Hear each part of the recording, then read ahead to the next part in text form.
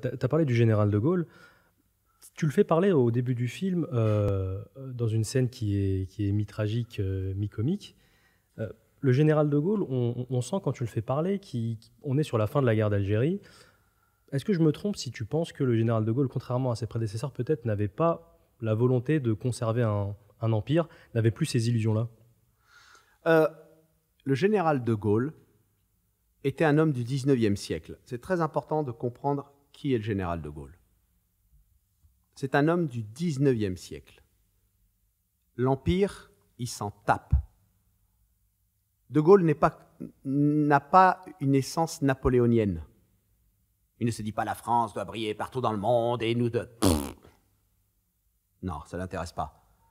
Lui, ce qui intéresse De Gaulle, et il faut lire ses discours pour s'en rendre compte, c'est l'Hexagone. C'est la France, la France, la France. C'est tout ce qui l'intéresse. Il est comme le cardinal Richelieu. La France avant l'Empire. Napoléon, c'est l'Empire et la France. C'est très différent. De Gaulle, en plus de ça, s'est retrouvé face à une vraie problématique.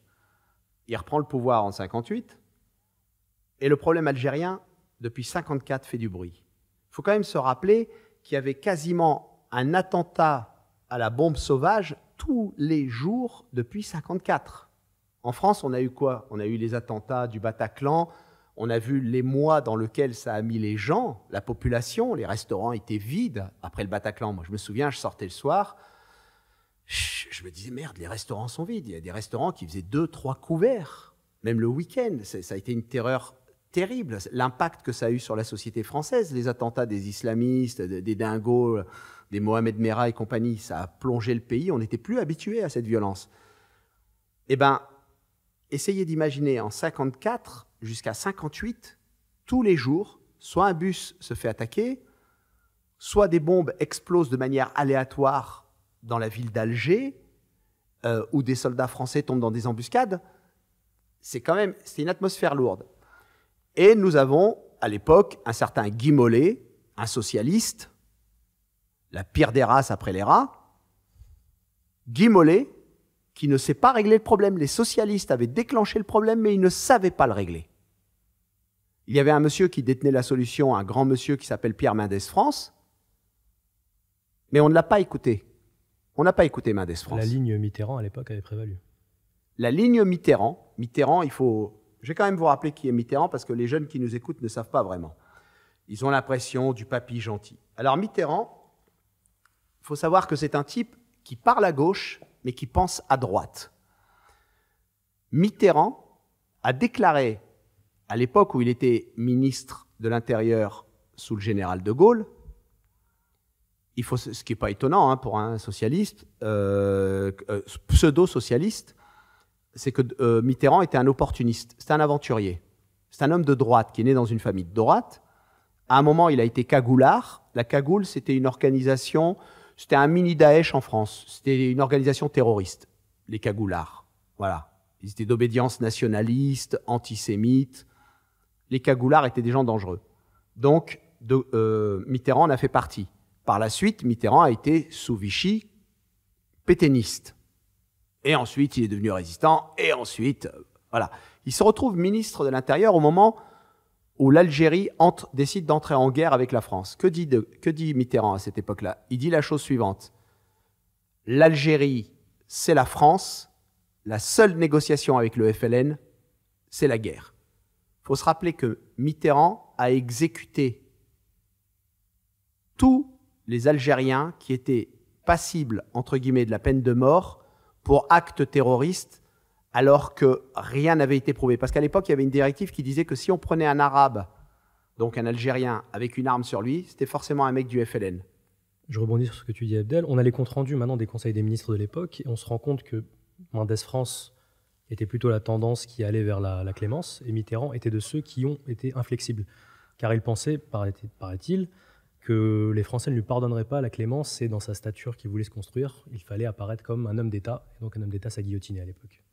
Oui, et il en a fait guillotiner, dont un jeune communiste français, qui a eu le tort d'avoir dans son casier, dans son vestiaire, dans son usine une bombe qui ne fonctionnait même pas et qui avait des sympathies pour le FLN. Ok, lui aussi est passé par le fil de la guillotine. Donc Mitterrand n'était pas, entre guillemets, le gars bien, le saint homme qu'on peut s'imaginer. Il a été très très dur sur la question. Il était pro-Algérie française. Maintenant, De Gaulle, l'Algérie française, l'Algérie tout court, c'est un problème pour lui. Il veut s'en débarrasser. Mais il y a deux choses que veut faire De Gaulle, toujours dans l'esprit de garder la France. Les essais nucléaires, pour que la France détienne la bombe. Et dans le concert des nations, c'est important quand on a une bonne arme comme l'arme atomique. Et la deuxième chose, c'est récupérer l'investissement fait par la France sur le pétrole, sur les gisements de pétrole et sur le gaz. D'ailleurs, les négociateurs du général de Gaulle, quand ils se rendent à Évian pour négocier avec les membres du FLN, ils ont deux points cardinaux qui sont non négociables. Le pétrole, les essais nucléaires. Ça doit être acté, accepté par le FLN, sinon on ne discute plus. On voit d'ailleurs que les Français d'Algérie ne sont pas dans les priorités. Je vais me permettre de lire une citation du général de Gaulle à l'époque. « La France ne doit rien à des gens qui travaillent contre son intérêt. » Il dit en Conseil des ministres. « Les 9 millions d'Algériens musulmans, qui seront 20 millions dans quelques années, n'accepteront pas de vivre dans les mêmes conditions qu'avant le million d'imbéciles que sont les Européens d'Algérie. » De Gaulle n'en avait rien à secouer des harkis. À propos des harkis, il a déclaré, c'est Alain Perfit qui rapporte ses propos, c'était lors du Conseil des ministres du 4 mai 62, De Gaulle déclare « Les harkis, ce magma dont il faut se débarrasser sans attendre ». Les pieds noirs, pour De Gaulle, c'était 1 million d'imbéciles dont le système d'exploitation sur les Algériens ne pouvait pas durer. Donc De Gaulle voulait se débarrasser de l'Algérie, mais il ne voulait pas sortir avec les mains vides. Il lui fallait terminer ces putains d'essais nucléaires pour que la France ait la bombe atomique. Et il a dû, et c'était problématique pour lui, il revient au pouvoir grâce à l'armée. Mais pour se débarrasser de l'Algérie, il doit trahir l'armée. Intéressant, non?